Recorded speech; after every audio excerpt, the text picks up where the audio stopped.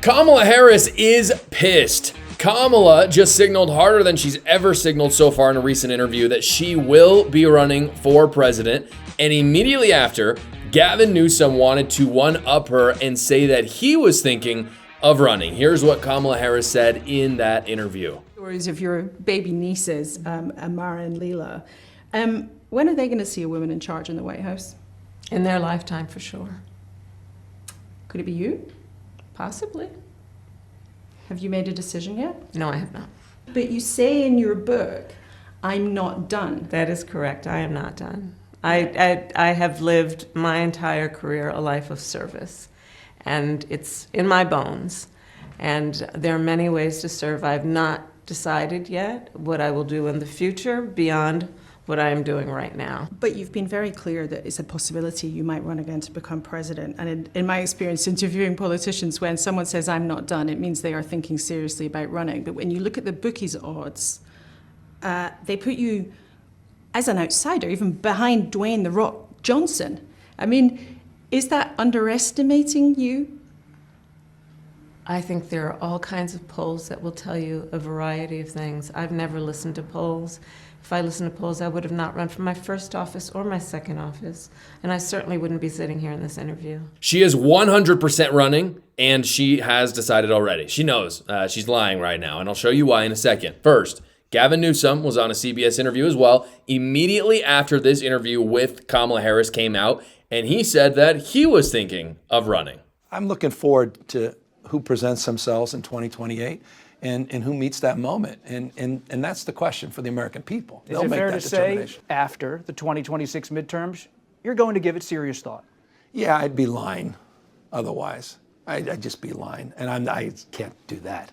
Governor, you have long said that if you ever run for the White House, you need a compelling why, a reason. Are you moving closer to figuring out your own why and your own decision? Yeah, Nietzsche said if you have a compelling why, you can endure any how. And so I think the biggest challenge for anyone who runs for any office is people see right through you if you don't have that why. You're doing it for the wrong reasons. And so, that fate will determine that. You certainly seem to like being on the ground in South Carolina, I have to say that. Seeing you up close, you were having a good time. I happen to, and thank God, I'm in the right business. I love people. I actually love people. I can't lie. I couldn't possibly do that. Yeah, really, dude? Really? This guy is the king of lies. Even most Democrats know that at this point. Now, both Gavin Newsom and Kamala Harris will be running in 2028, and here's why. The recent polling for the Democrat Party, I'm going to show you 3.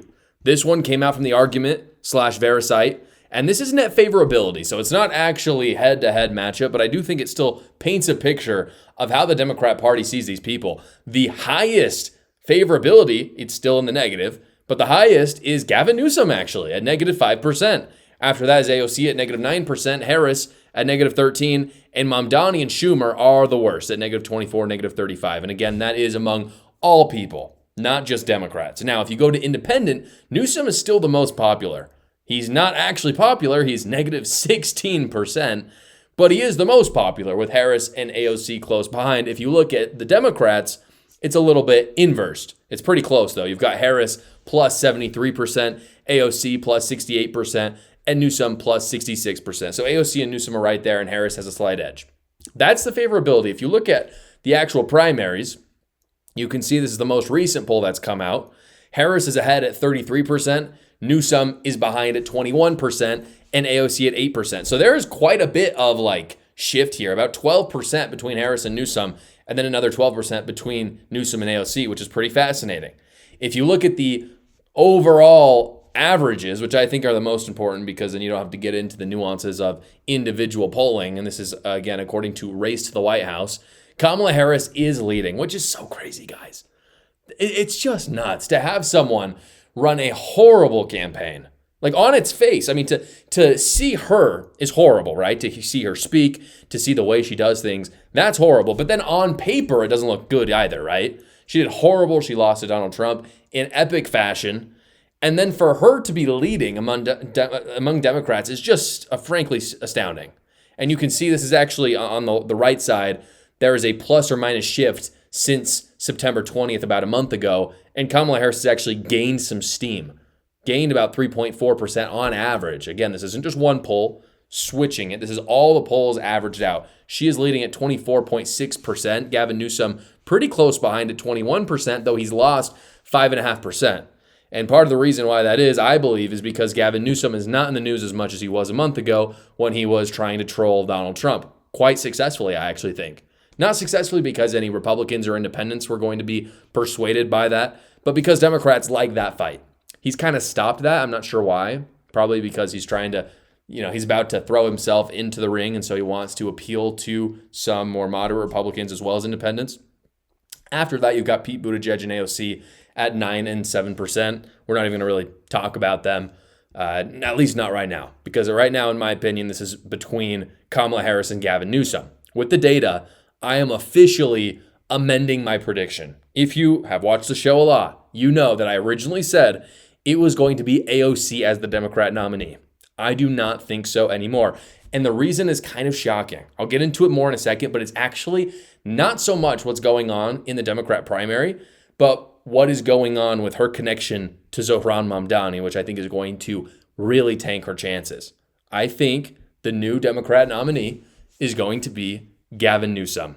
I really think it is. I think it's going to be Gavin Newsom versus J.D. Vance, which is crazy, because he's so unlikable, in my opinion. You have some Democrats, really. I mean, as a Republican, as a conservative, I'm just thinking in my brain, who do I not want to go up against, right? Who do I want J.D. Vance to go up against?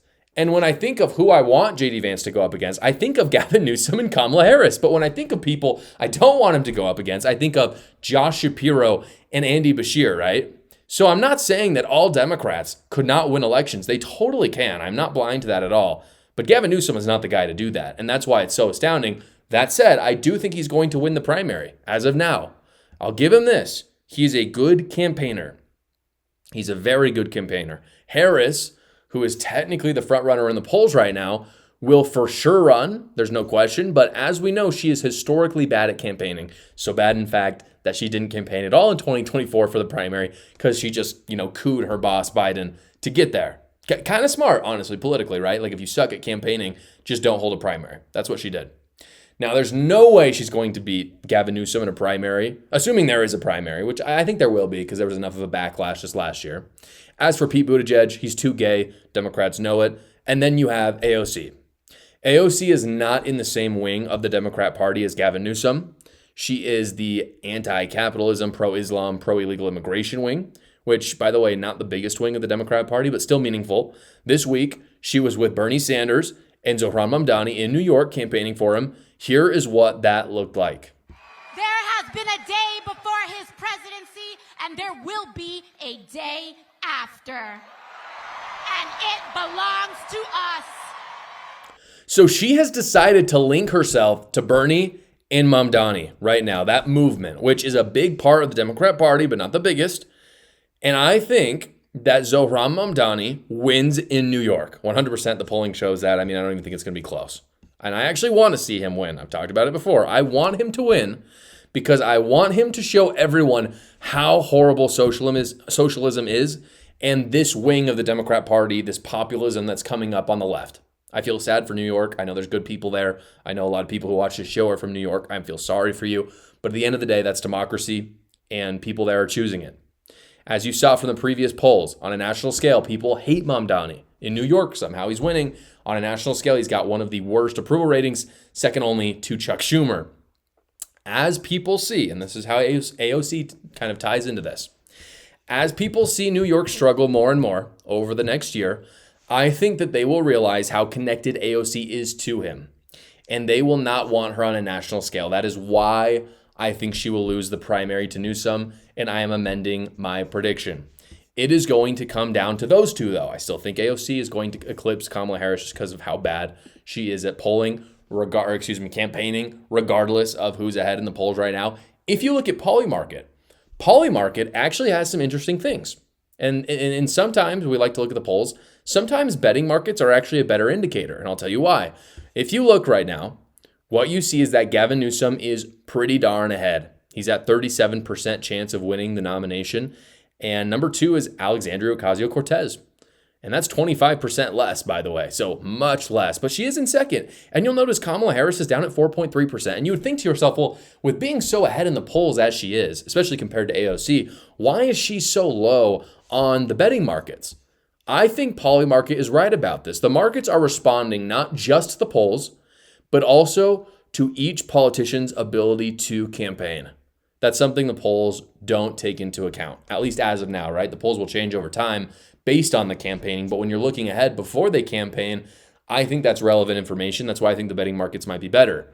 And they correctly have Newsom and AOC on the top. Here is the great news if you're Republican with all of this, guys. Newsom will not look good at the national scale. He just looks slimy. Republicans are going to have a massive opportunity to destroy him. And I think in historic fashion, once again, maybe even bigger than Trump had with Kamala Harris. All they have to do is just nominate someone better. Before we get back to the news, guys, the progressive left is a cult. I talk about it in my book, A New Cult. I talk about some crazy, crazy stories that I know you'll enjoy. Go check it out right now. The link is in the description below. Javier Milei and libertarians won big in Argentina this week. I'm going to show you the full election results, my analysis as well, how they increased their lead from even what they had before and what the polls were. Because as we're going to talk about, the polls were very, very off. Going into this election, Javier and the Libertad Avanza party defied the polls big time. I also want to give a warm welcome on a side note to all the Argentines watching the show today. There's a lot of people outside the U.S. who watch the show. Very cool. Welcome. So here are the results of the election. And it's crazy. This is what you're seeing. They've got two chambers. If you're not familiar with Argentine politics, which why would you be if you're from the U.S.? But it is important. I'll talk about why it actually means big things for the U.S. because obviously I am America first. What you're seeing at the top, when you see LLA, that is La Libertad Avanza Party, which is headed by Javier Milei. Well, the leader technically you can see here is Gabriel Borneroni, I think is how you say his name. But what you see is that they got 40% of the vote and 64 seats in the Chamber of Deputies. In the Senate, they have 13. And you can see they actually showed here, they gained 6 seats in the Senate. If you look at the last election, you'll see this was between Javier Milei and Sergio Massa.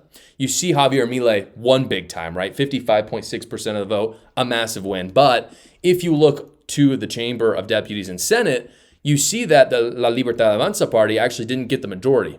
Not even, it wasn't really even close. I mean, they're at 26% to 38% of the winner. And that's true as well for the Senate. They won 7 and the UXP won 13. Now look at today, and they went from 35 seats in the Chamber of Deputies to 64, almost doubled, and they gained 6 Senate seats. So this was a huge pickup for the incumbent party. I mean, you're talking about the incumbent leader of the country at the very least. And this would, again, be the equivalent, just for, for these American minds, for us Americans.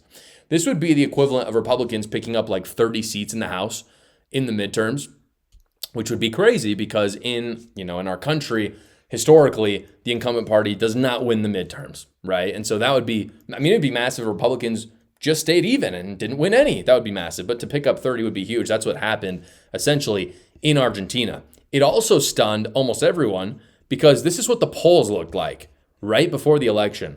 You can see in purple at the top, this is La Libertad Avanza, and then you have Fuerza Patria, which is right below it, and then below that one you have Indecisos, which Indecisos is undecideds, right? And so what you see at the very end, according to the polling, is that the undecideds kind of dropped, and it seems like the Fuerza Patria party picked up all those undecideds, right? And so that's what you were seeing was, La Libertad Avanza had some good support, but all the undecideds decided to go against them. That is not what happened. The undecideds dropped off and basically supported La Libertad Avanza. And this is as big of a polling shift, mathematically pretty much, as Donald Trump winning in 2016 against Hillary Clinton. It is that big for Argentina. Obviously, Javier Milei was pumped about the results. Here's the moment that they had most of the results in.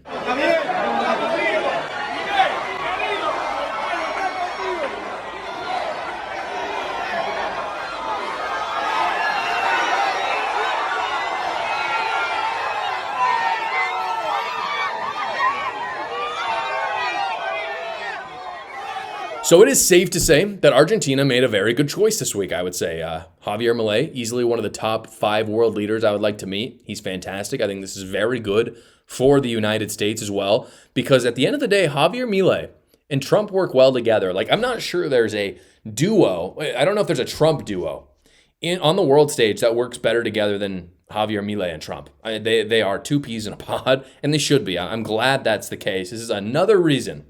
As I wrote in my Substack this week, the Argentine beef deal that Trump made with them was actually wise. There's no doubt that Argentine voters want a leader who works well with the U.S. That's going to be important. I don't think that's something that Americans really understand very well. When we elect our leaders, we're not thinking of how they're going to, kiss up, frankly. I mean, if we're just being frank about this, to other world leaders, because we are the world leader. But other countries, that impacts their policy and their livelihood a lot, how they work with the U.S. There's a lot of people who might not want, their country to work with the U.S. Some might, hopefully they do. And so that's going to inform who they vote for. And I think that most Argentines, and if you're Argentine, you can tell me in the comments below, would like their country to have a tight economic and defense strategy and alliance with the United States. And so when they see that Javier Milei has a good relationship with our president, that's going to affect their relationship in good ways. And obviously that beef deal is one example of that. Again, no doubt, Argentine voters want a leader who works well with the U.S., in my opinion. And I think Trump investing in Argentine beef can be good for the beef prices in America. But I think it also was strategic in the timing before the election. I think it might have moved the needle on this election even more, which means Trump will have allies on the world stage, which he needs in order to combat the globalists over the UN, among others. So congrats to Argentina, congrats to La Libertad Avanza, and congrats to Javier Milei. I love interacting with you guys on this show, so that's why I've created my new Substack. Guys, Substack is a weekly newsletter, if you didn't know, that goes right to your inbox in your email. It's completely free to you, and I talk about stuff through written. It's not a video. I talk about things I wasn't able to get to on the show, or I wasn't able to talk about because big tech would censor me. Substack is really fantastic. They never censor me, so go check it out right now. Again, completely free to you. The link is in the description below. Thank you so much for watching today's episode, everybody. Please like the video so other great patriots will see it. And if you're on Apple Podcasts or Spotify, consider giving the podcast a rating so other great patriots will see it there. And you can tune in every single weekday at 6 p.m. Eastern for the live show, or you can watch another video right here.